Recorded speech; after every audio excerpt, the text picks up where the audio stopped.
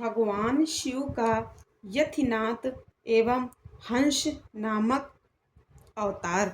नंदीश्वर कहते हैं, मुने अब मैं परमात्मा शिव के यतिनाथ नामक अवतार का वर्णन करता हूँ। मुनीश्वर, अर्बुदाचल नामक पर्वत के समीप एक भील रहता था जिसका नाम था आहुक। उसकी पत्नी को लोग आहुका कहते थे। वह उत्तम व्रत का पालन करने वाली थी। वे दोनों पति पत्नी महान शिव भक्त थे और शिव की आराधना पूजा में लगे रहते थे। एक दिन वह शिव भक्त भील अपनी पत्नी के लिए आहार की खोज करने के निमित्त जंगल में बहुत दूर चला गया। इसी समय संध्या का काल भील की परीक्षा लेने के लिए भगवान शंकर सन्यासी का रूप धारण करके घर आए।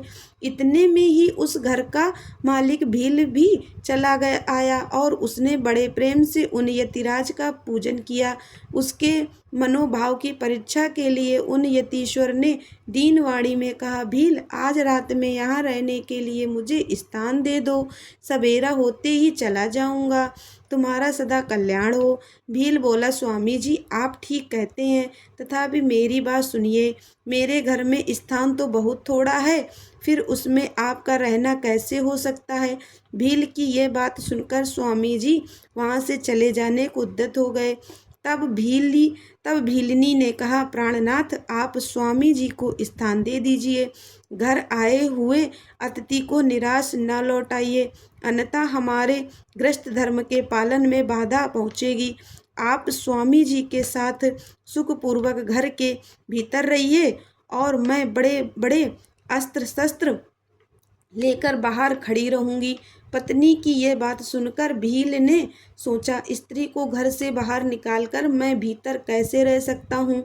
सन्यासी जी का अन्यत्र जाना भी मेरे लिए अधर्म कारक ही होगा। ये दोनों ही कार्य एक गृहस्थ के लिए सर्वथा अनुचित हैं। अतः मुझे ही घर के बाहर रहना चाहिए। जो होनहार होगी वह तो होकर ही रहेगी। ऐसा सोच आग्रह करके उसने स्त्री को और सन्यासी जी को तो सानंद घर के भीतर रख दिया और स्वयं वह भील अपने आयुध पास रख कर घर से बाहर खड़ा हो गया। रात में जंगली क्रूर एवं हिंसक पशु उसे पीड़ा देने लगे। उसने भी यथाशक्ति उनसे बेचने के लिए महान यत्न किया।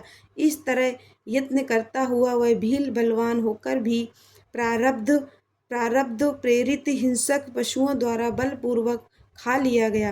प्रातःकाल उठकर जब यति ने देखा कि हिंसक पशुओं ने वनवासी भील को खा डाला है, तब उन्हें बड़ा दुख हुआ। सन्यासी को दुखी देख भीलनी दुख से व्याकुल होने पर भी धैर्यपूर्वक उस दुख को दबाकर यूं बोली, स्वामी जी, आप दुखी किस लिए हो रहे हैं। इन भीलराज का तो इस समय कल्याण ही हुआ। ये धन्य और कृतार्थ हो गए हैं जो इन्हें ऐसी मृत्यु प्राप्त हुई। मैं चिता की आग में जलकर इनका अनुसरण करूंगी। आप प्रसन्नता पूर्वक मेरे लिए एक चिता तैयार कर दें, क्योंकि स्वामी का अनुसरण करना स्त्रियों के लिए सनातन धर्म है।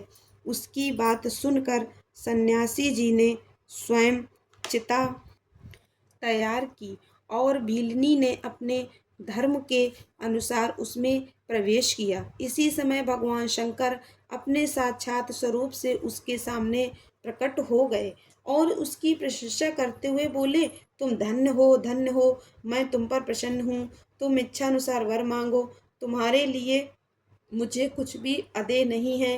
भगवान शंकर का यह परमानंददायक वचन सुनकर भीलनी को बड़ा सुख मिला। वह ऐसी विभोर हो गई कि उसे किसी भी बात की सुध नहीं रही। उसकी उस अवस्था को लक्ष्य करके भगवान शंकर और भी प्रसन्न हुए और उसके ना मांगने पर भी उसे वर देते हुए बोले, मेरा जो यति रूप है यह भावी जन्म में हंस रूप से प्रकट होगा और प्रसन्नता पूर्वक तुम दोनों का परस्पर संयोग कराएगा। यह भील निषद देश की उत्तम राजधानी में राजा वीरसेन का श्रेष्ठ पुत्र होगा। उस समय नल के नाम से इसकी ख्याति होगी और तुम विदर्भ नगर में भीमराज की पुत्री दमयंती होगी।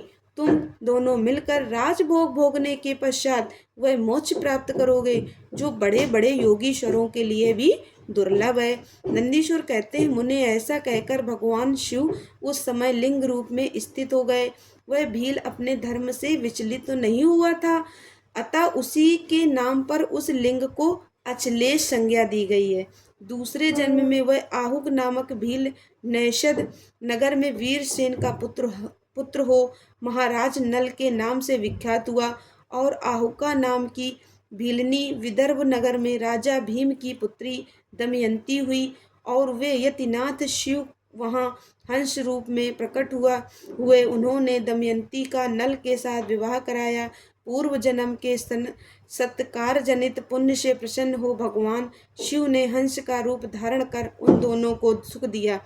हंसावतारधारी शिव भांति भांति की बातें करने और संदेश पहुंचाने में कुशल थे।